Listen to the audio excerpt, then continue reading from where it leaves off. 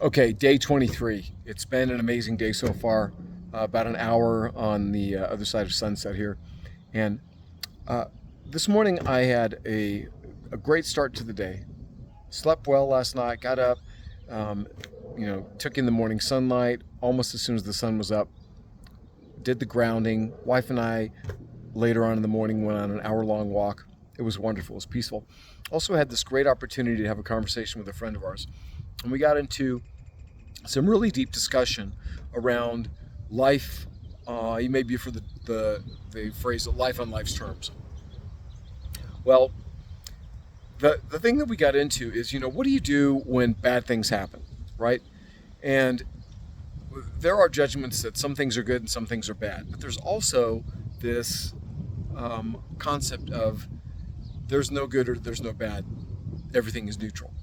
Now, uh, I don't completely buy into that, but I understand the principle. All right. The principle is that if we assign judgment to certain events, then there will be an emotional, a mental, a spiritual, and sometimes a physical reaction to that based on um, the meaning that we assign to it. And sometimes things that appear to be bad actually produce a great result, right? They cause us to grow, they cause us to stretch, they cause us to learn. And sometimes things that are good, that we perceive are good, um, don't necessarily generate good in our lives down the line. Example: people who win the lottery think, "Oh, wow, they won the lottery. They got millions of dollars. All their money problems are solved." But that opens up a whole new realm of problems for people like that, or for people when that happens.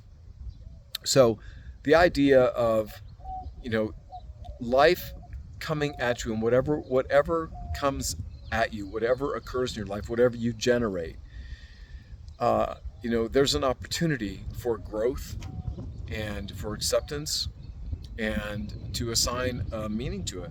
It doesn't necessarily have to be what you think it is. Um, so I know this can be a difficult thing, and we could get into all kinds of debate over it.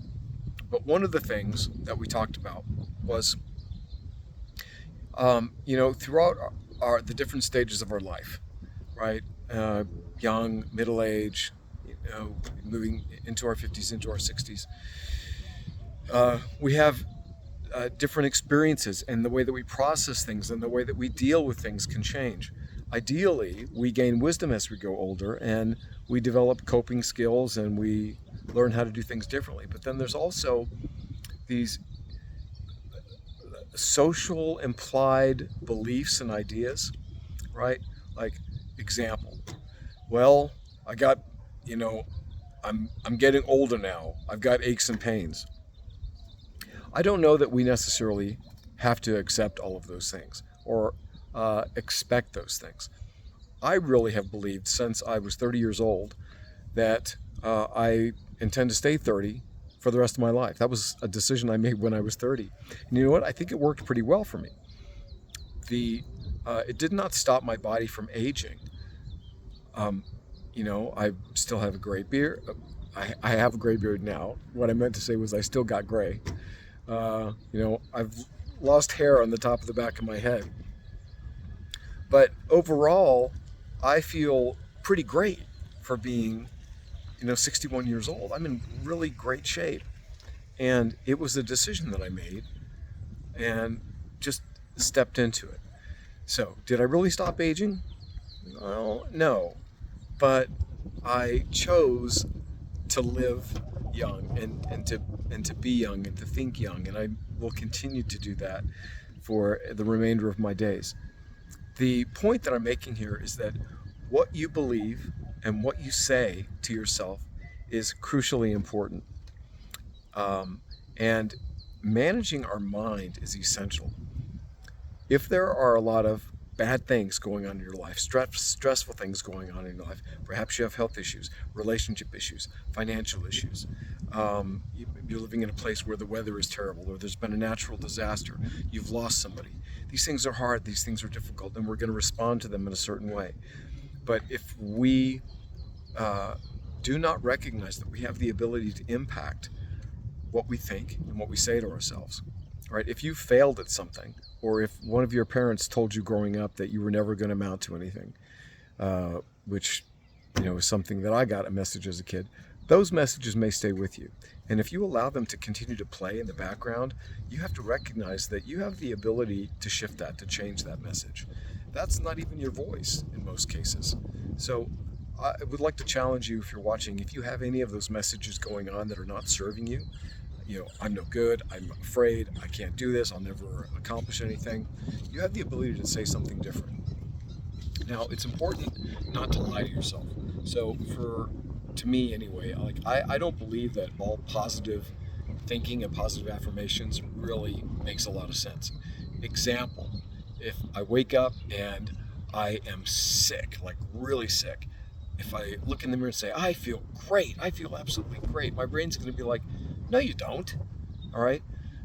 So saying things like that are a complete contradiction of my awareness of lying, it's not going to work for me. So this acting as this, or faking it till you make it, has its limitations. There are certain places where to use that and where to not. In a case like that, if I'm sick, then the right thing to say is, I'm this is going to pass. I'll push through this. I'm going to be fine. I'm healing. I'm getting better every day. Those kinds of things. So it's a matter of modifying the message. I hope this is making sense. The crucial point that I want to make is that we have the ability to generate results in our lives.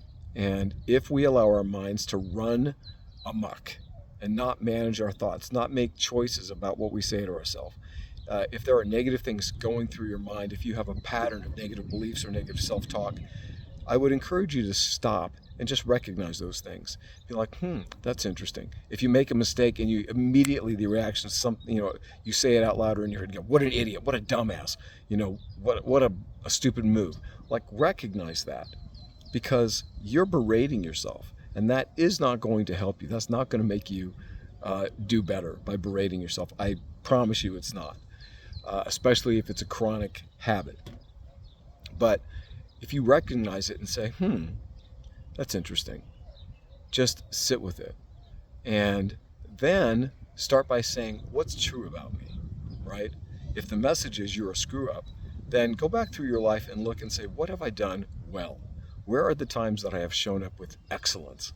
And start focusing on those, because the default can be focusing on what's negative and what's destructive, and that will not serve you. My whole intention in this 90-day stretch was to completely shift some of the bad habits in thinking that I allowed to creep back into my life. And I recognize with complete certainty that I have the power and the ability to impact what I think, what I say to myself, and how I show up in the world. And it's all about managing my mind. I don't have control over the first thought that comes into my head, but I definitely have the control over everyone that follows. So it's important. I hope this is helpful. And if you have any feedback, comments, or questions, I would love to hear from you. And that's it for now. I'll talk to you again on maybe day 24.